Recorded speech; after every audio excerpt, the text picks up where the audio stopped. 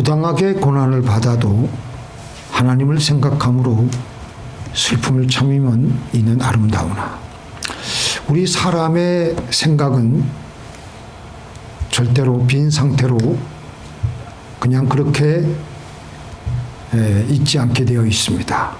아무 생각 안 하고 넋놓고 있으면 온갖 잡생각이 떠오르며 두려움이나 음란한 생각이 들어오고 걱정도 슬그머니 들어오기도 합니다.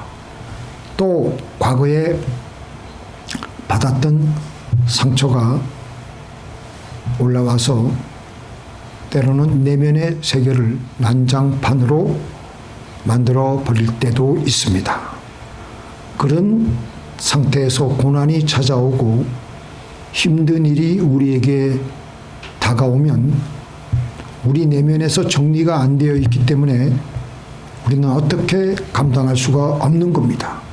자기 내면이 정리가 안 되어 있으며 자기 내면이 전쟁터인데 고난을, 억울한 일을 당해서 어떻게 제대로 대처해서 살아갈 수가 있겠습니까?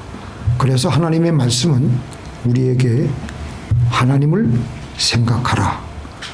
그래야 너희 내면이 하나님의 생각으로 가득 들어차 있게 되므로 내면이 정리가 되고 평안과 기쁨으로 뜨끈한 묵직한 기쁨이, 그 기쁨은요 쉽사리 달아나지 않습니다. 우리 안에 자리를 잡게 되고 고난을 맞이해도 그 기쁨으로 극복하며 나가게 되는 것입니다. 그래서 우리는 1초도 쉬지 않고 하나님을 생각하려고 하는 것입니다. 그래서 오늘 우리 본문 다시 한번 볼까요? 부당하게 고난을 받아도, 애매히 고난을 받아도 하나님을 생각함으로 슬픔을 참으면 이는 아름다우나.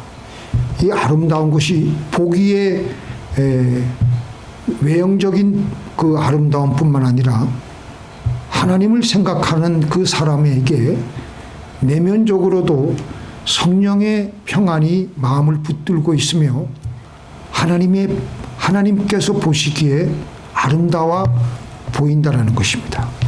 억울한 상황 속에서도 그의 마음의 중심이 무너지지 않고 평안을 유지하게 된다라는 것입니다. 우리는 어떤 부당한 일을, 억울한 일을 당하게 되면 분노가 올라오게 되고 억울함이 폭발하고 마음이 거칠어지고 혈기가 나게 됩니다. 그때 하나님을 생각하면 하나님은 생명이심으로 우리에게 몰려오는 사망의 생각을 중화시켜 주시고 오히려 사랑으로, 생명으로 바꾸어 주십니다. 마치 마라의 썬물을 단물로 바꾸어 주신 것처럼 하나님은 우리의 쓴 생각을 맑고 밝고 환하게 바꾸어 주십니다. 그런데 문제는 뭐냐?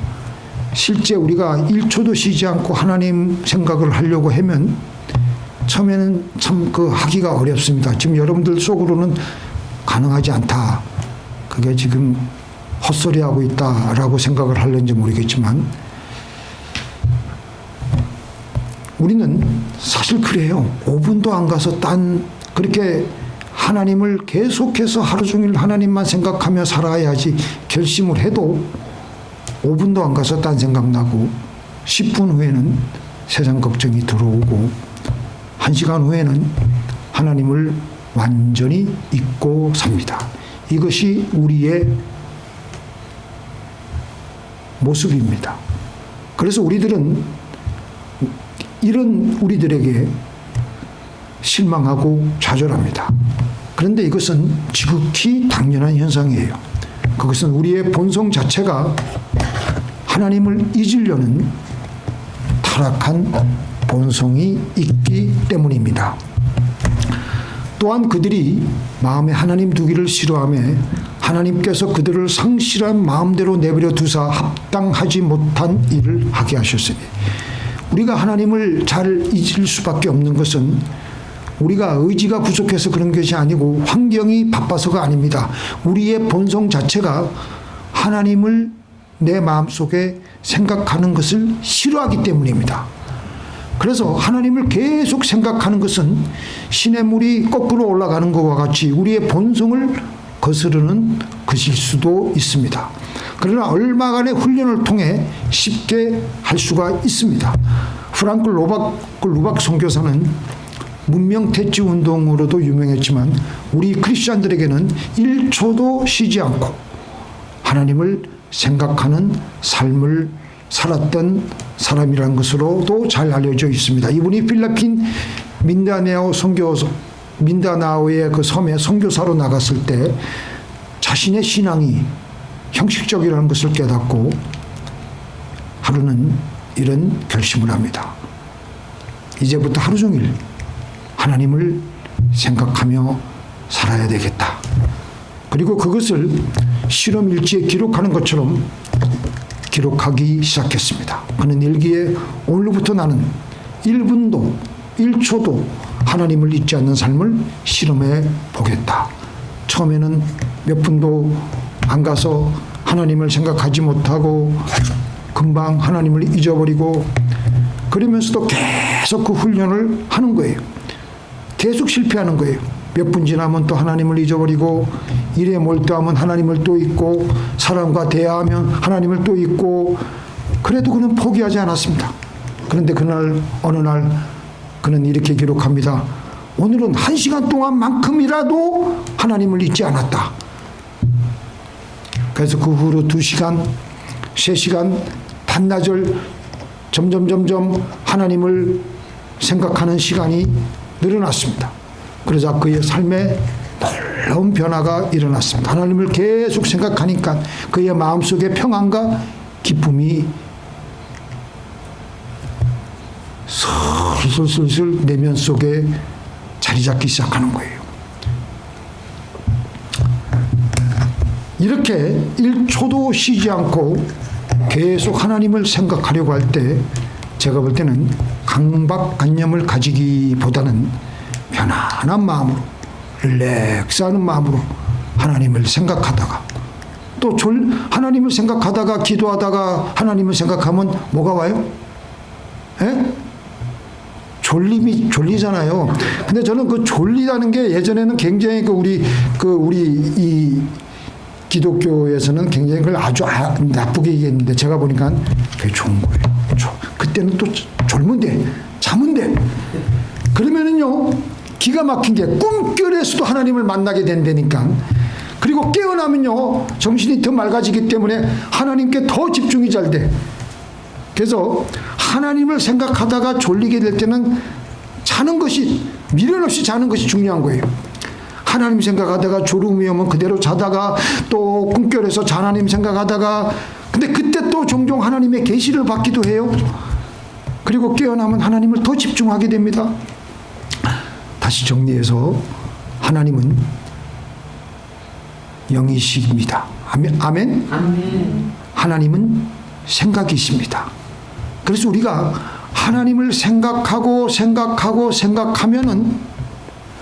하나님께 우리는 접속이 돼요. 그래서 우리에게 하나님의 생각이 우리의 생각 속에 들어오게 됩니다.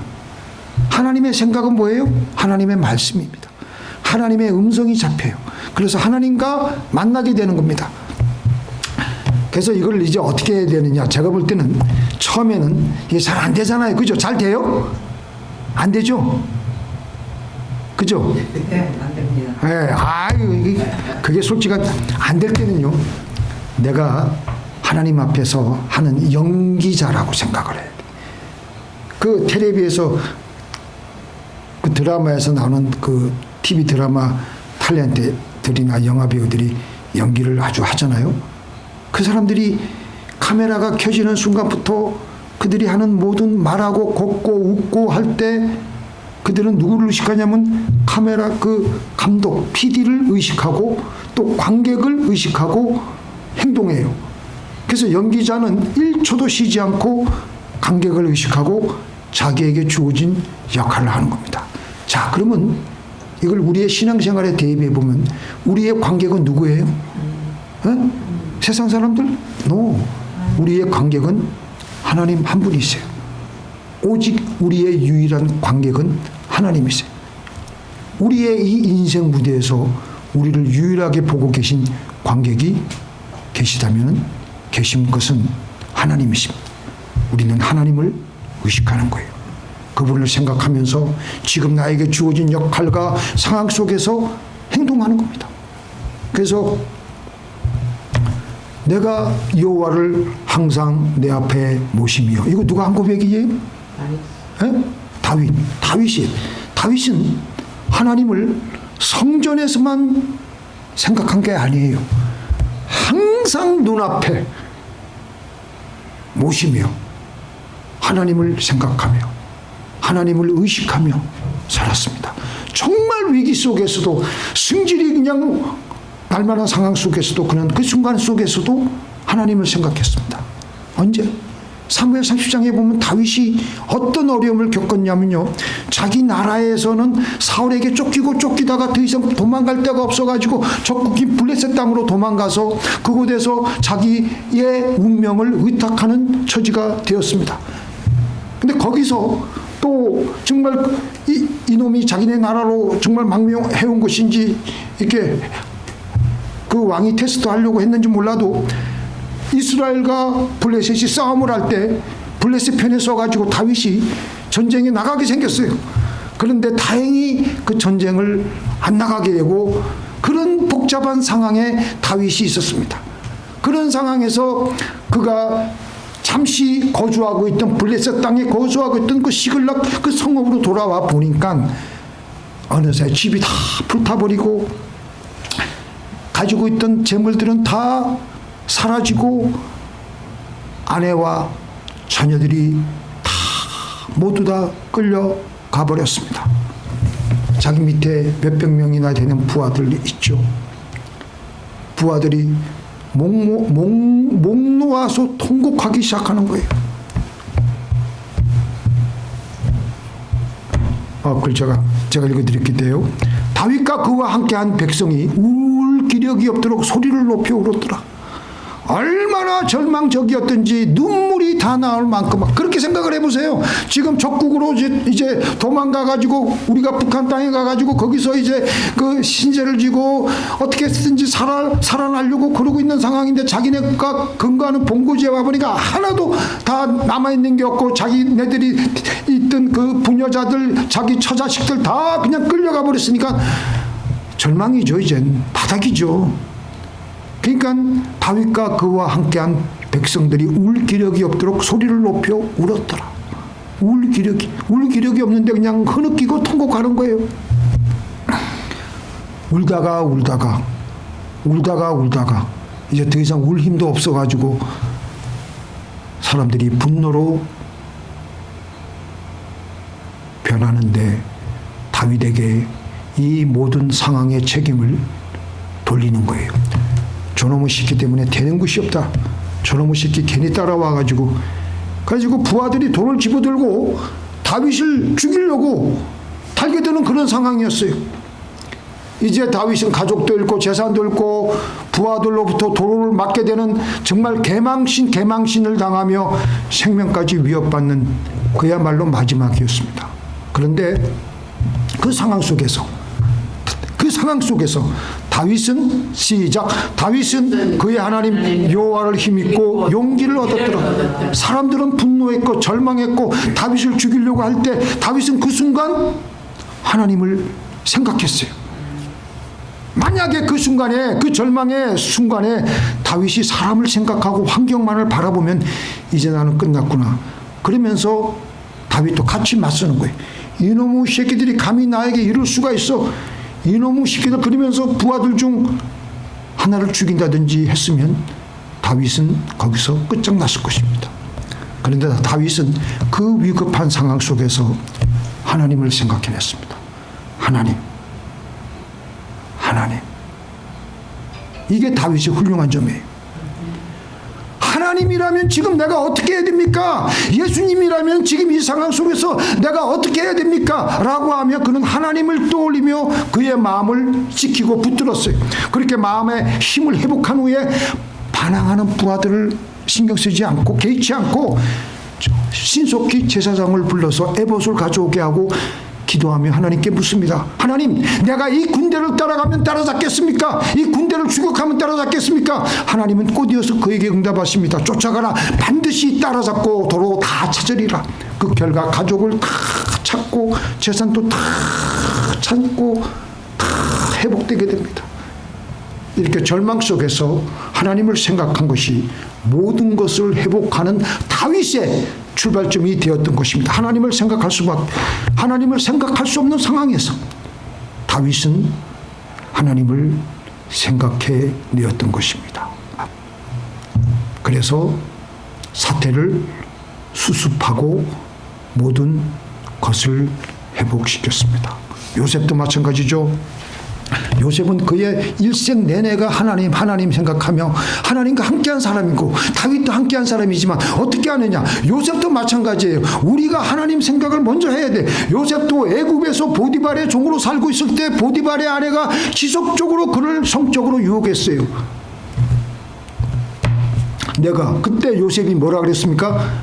내가 어찌 이 큰 악을 행하여 하나님께 죄를 지으리까? 이 유혹의 상황 속에서 하나님을 생각했습니다. 하나님께. 그것은 요셉은 1초도 쉬지 않고 하나님을 생각하고 있었던 것을 알 수가 있는 거예요.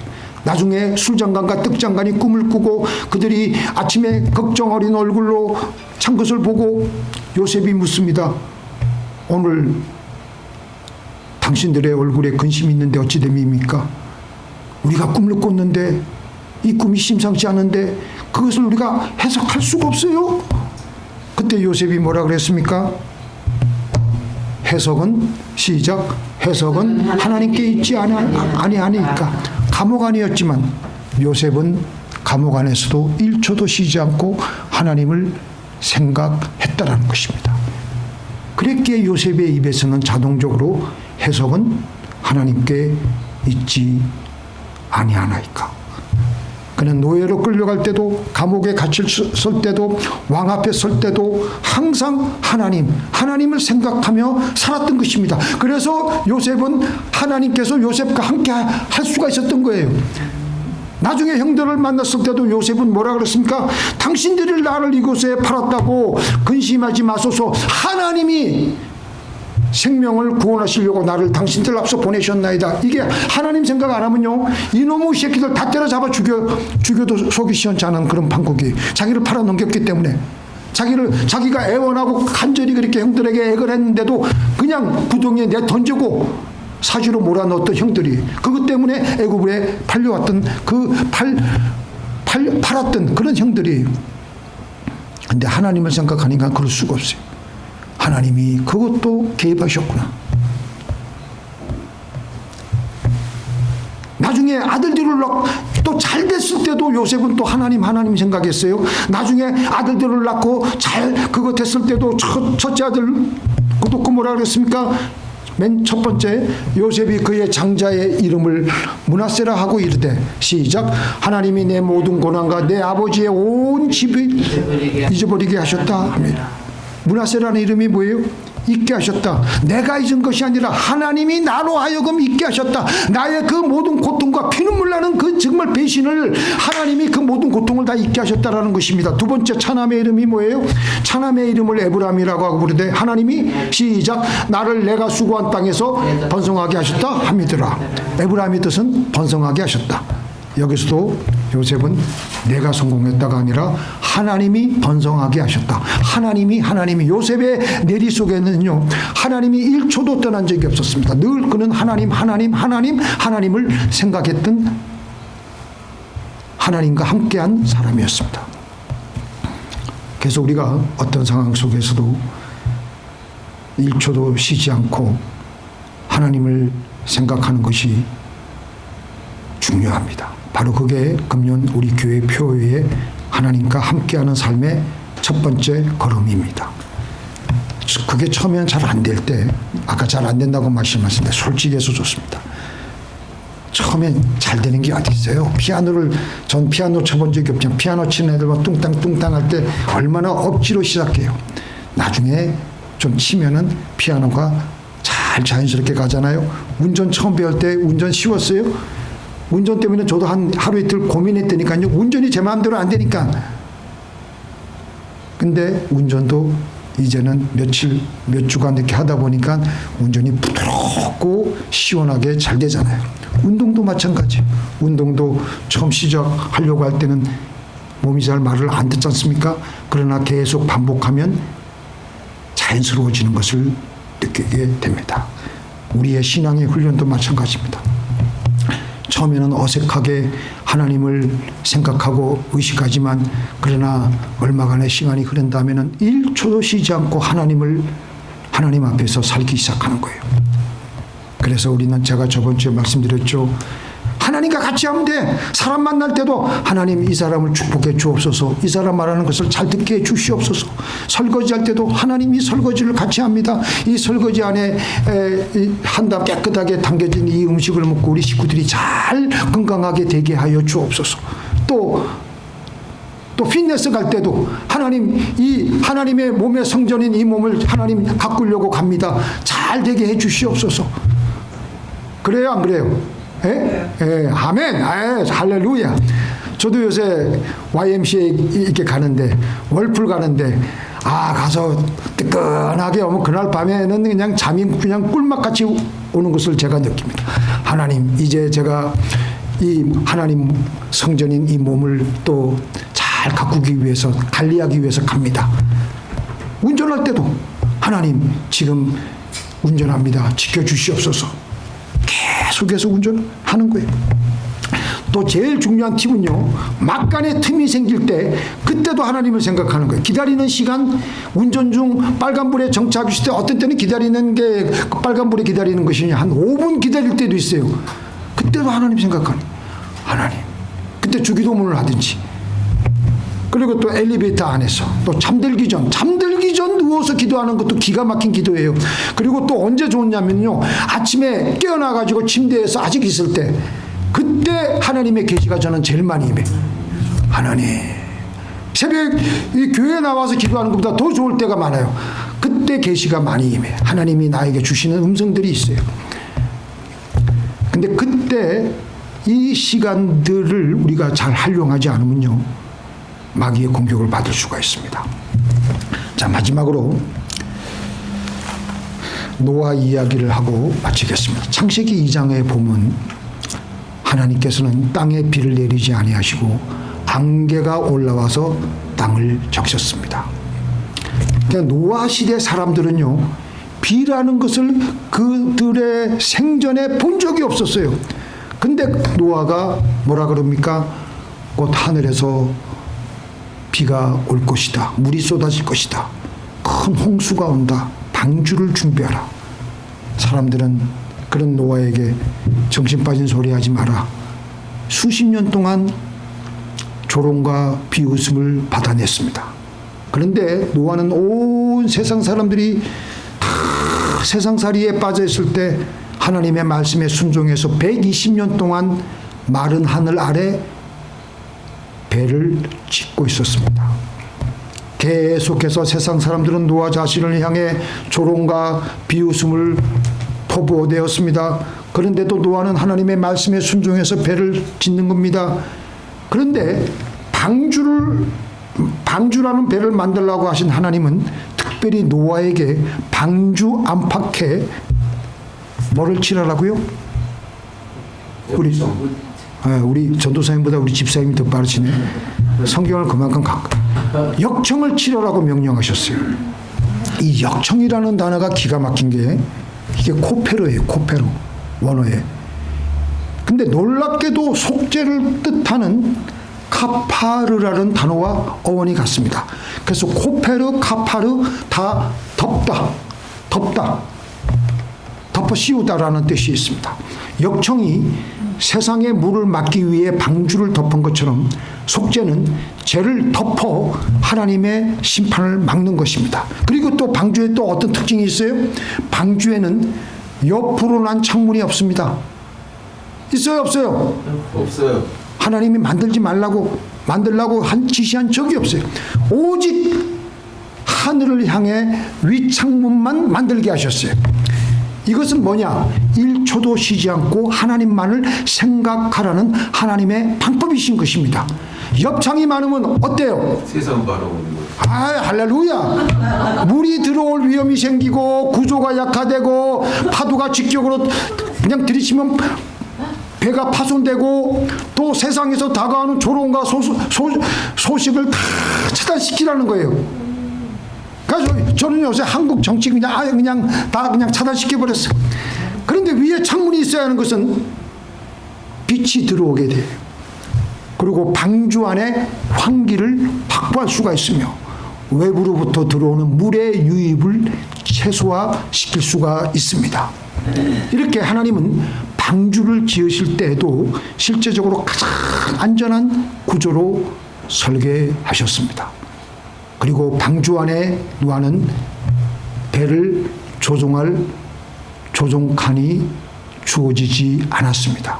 그저 떠밀려 갈 뿐입니다. 하나님이 이리저리로 가게 하면 이리저리로 가야 되고, 하나님이 닫으시면 닫히고, 하나님이 여시면 열리는, 우리가 할 수 있는 게 아무것도 없어요. 우리의 삶도 바로 그런 겁니다. 그것이 지금 우리들이 걸어가야만 하는 길입니다. 오직 우리가 할 수 있는 것은 세상 창문을 닫고 오직 저 윗창문만을 활짝 열고 1초도 쉬지 않고 지금 우리의 시선을 위로만 바라보는 하나님만을 생각하는 것입니다. 그럴 때 방주를 감싼 그 시커먼 역청, 즉 예수 그리스도의 보혈이 우리를 감싸며 세상으로 다가오는 사망의 침입을 막아내게 됩니다. 우리의 마음은 방주와 같습니다. 우리의 마음에 그리스도의 보혈이라는 역청을 바르지 않으면 세상의 오물과 더러운 것들이 마구 침투해 들어와서 우리를 집어삼키며 우리를 죽게 할 것입니다. 그래서 하나님은 방주의 창문을 오직 위에만 만들게 하신 것입니다. 1초도 용납하지 않는다는 마음으로 하나님을 계속 생각하십시다. 부당하게 고난을 받아도 하나님을 생각함으로 슬픔을 참으면 이런 아름다우나, 하나님을 생각하면 예수 그리스도의 보혈이 발라지기 때문에 억울한 생각, 사망의 생각들이 들어올 새가 없고 혹시 일시적으로 들어왔다가도 다 생명의 생각으로 바뀌게 됩니다. 이제 오늘 예배를 끝나고 식사를 마치고 나서 이 성전을 나가시면서 여러분들 파킹라에서 차를 타고 집에 도착하며 그때까지도 1초도 쉬지 않고 하나님만을 생각하시며 또 찬송을 하시며 또 오후에 일 들어가시는 분이 계시면 하나님과 같이 일하시며 또 내일 월요일 날이 시작되면서부터 하나님을 생각하며 세상에서 오는 거친 파도와 여러 환경에서 오는 생각들을 예수 그리스도의 보혈로 차단시키며 하나님만 바라보고 나아가십시다.